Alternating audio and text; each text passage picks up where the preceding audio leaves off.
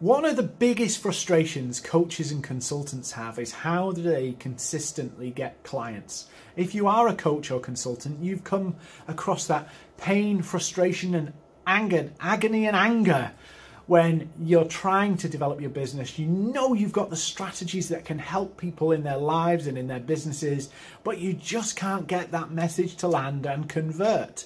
You can't get people to say, yes, I'm in. I'm ready to invest in my life and in my career and in my business. You're not alone in having that. Other people are going through the same process. Other people are going through the frustration of inquiries coming through and completely ghosting and disappearing, appointments cancelling at the last minute. All of these things are real issues that coaches and consultants and counsellors, for that matter, all experience. They experience the things that just struggle to make them see how they're going to make this work in the long term. But the reality is that those problems are not to do with the clients, they're to do with you. They're to do with your business. Your business has a flaw. And because of that flaw, it's increasing the number of drop-offs. Every business has drop-off clients. Every business has people who inquire and don't buy. That's natural. You will never achieve 100% conversion. But sometimes you might be feeling like you're not even getting 1% conversion. And I want to share with you some things that are really key that may be stopping you getting conversion. Is that good? Would that be beneficial? I think it would, because I talk to so many people who say the same things. Clients book appointments, don't show up for them. I have appointments with people and then it goes nowhere. Despite proving my worth and proving my value, nothing happens, or they don't go forward, or they don't see the value in the price and the service I offer. So if that's you, we're going to cover some of these. So the first thing I want to talk to you about is your process. Do you have a process that is standardized for taking a client step 1, step 2, step 3, step 4, or a prospect step 1, step 2, step 3? What is the process that you have to take somebody from a cold lead to an inquiry to a sale and paying client? If you don't have a process, you'll be all over the show. You'll be doing this, that and the other, and you'll just be trying anything.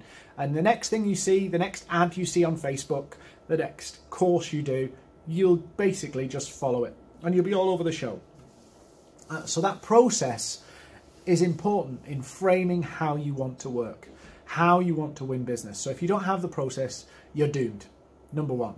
Or that's a bit of an exaggeration. You're not doomed, but it'll be hit and miss. So you need to have a process. The second one that you need to understand is you need to understand the value exchange. The value exchange. So when we get something for free, we're really appreciative and then we move on. Often I've had advice from various different people and they've given me free advice in the hopes that it will get me to use their service. But some things happen. Maybe I can't afford their service. Maybe I can't spare the time for that service. Maybe that service value doesn't seem good enough to me.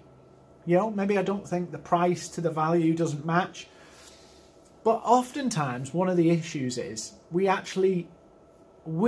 sharing our value do ourselves out of a customer. What do I mean by that? How can I explain this? And this is quite a complicated concept to understand.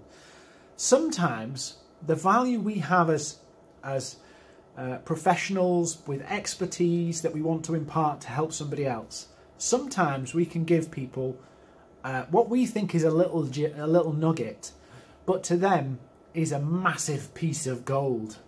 Yeah? And sometimes what we think we're giving away a little tiny bit of information that will help them could be massive in changing their world.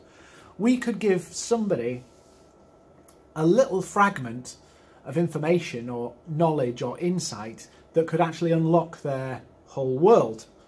So we have to be really careful about what information and what guidance we give out initially for free, because if I get something that blows my mind, you know, if somebody shares something with me and it really opens my mind up to new horizons, guess what? I'm out of that meeting and onto the new horizons without my coach, consultant, counsellor, because I've unlocked a new world that I want to explore. Now, it may well be that my coach, counselor or consultant has a massive, 100 times more value. But because I've just seen a new world, I'm gone. I'm in that new world and I'm away. And when you're talking with people, when you're sharing your value, sometimes you might give something away that's far too valuable to the point where your prospect, your person, your me has basically run off into that new world because you've given them an amazing tip and you didn't realize the value of that amazing tip. So what you have to do in your comms is show people how you can open that new world without opening that new world. Because otherwise you're the world's best free counselor, consultant or coach. So you need to have a process. You need to understand the value exchange. Customers, clients, if you open a new world to them, they're going to step into it. So you have to be ready to create a value exchange before they step into that new world. Otherwise they'll step into it without you. They need you on the journey, not you stood back here while they run off into the world you've just opened them for. With me? Cool. The next step in this process is you need to understand the triggers of your ideal clients. You need to understand the triggers of your ideal clients. People don't buy because it's a good idea. People buy because they hit a wall and want something to change. They hit a wall and want to make a difference. They become so frustrated with something, they finally do it. Have you ever had those DIY jobs in the house that you really put off forever, and then all of a sudden something happens and do you know what? This is just going to get done and we're going to do it now. You need to understand the triggers behind your prospective clients and what they are, so that you can talk about those things, so that when somebody goes, do you know what? We're going to get this sorted out once and for all. How am I going to do it? This is the person and this is the message. If you don't understand your own message to your world, to your prospect world, then if you can increase productivity 20%, is kind of irrelevant. What people want to know is, how can I get more time back? How can I manage my time better? Or I'm fed up of being overworked. Well, if you manage your time better. So what you're thinking about, the benefits of what you offer, you need to connect them with the frustrations that people are feeling. Because how many of you will have had the argument, I don't have time for this, when they're you're trying to propose a way of working that will save them time? Because everybody knows that it'll take time to save time, but in the reality and the practicality, we're not prepared to give up any time. So you have to say, and talking to the person's frustrations and anger and annoyance and grievance and all of those things, and talk in those terms, not in the benefit terms, talk in the frustration terms, because that will allow you to connect more deeply. And then, as long as you don't give too many golden nuggets away, you can connect them into your process of how you will help them save time, save money, become more efficient, yada, yada, yada, yada.